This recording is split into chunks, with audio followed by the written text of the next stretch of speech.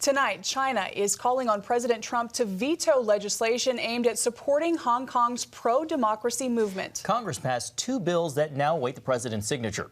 This as the months-long protest reached a new high over the weekend, with rioters and police clashing at a Hong Kong university. You can see what's left here after the siege. The first bill calls for sanctions against any officials who carry out human rights abuses.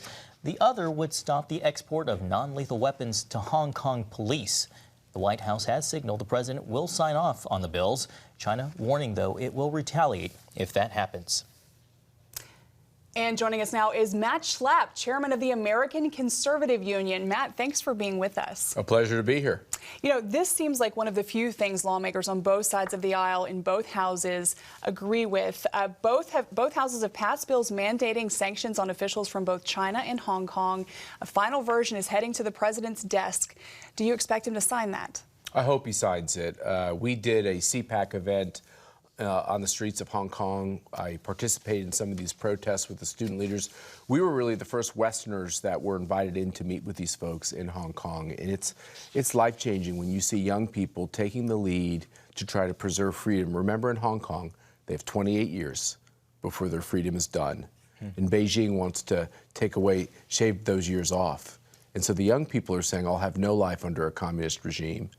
And I think it's making people here wake up to the evils of communism and the Beijing regime. Matt, meanwhile, there is an ongoing trade war. How does this legislation potentially factor into all of this? Well, of course, the regime in Beijing will be upset if the president stands up for an agreement that the Chinese government signed, right, to give democratic rights to the people of Hong Kong. And China wants to renege on that, just like they want to renege on every deal they've ever made on trade, every deal they've ever made with our country on every other topic. And the president's got a pretty good record of being tough with China, and my guess is he'll hold the line. Matt, the ACU just hosted the third annual Japanese CPAC. One of the speakers was supposed to be a leader in the Hong Kong protest. Yeah, Andy Chan. What happened there? Andy left Hong Kong to board his plane to go to Tokyo and was arrested by the police in Hong Kong. Wow. He's been beaten. These young people have really been bullied, and now we're seeing the increasing loss of life, people who have gone missing. It's a real shame. But Andy Chan's a hero. He's a young man. He's standing up for Hong Kong independence. And it's been really such a privilege to be able to try to help them and work with them. You know, what we're facing in America is an America that is increasingly embracing socialism. And what ACU and CPAC is trying to do is remind those Americans who are somewhat confused about what communism results in. It results in people not having freedom in their lives.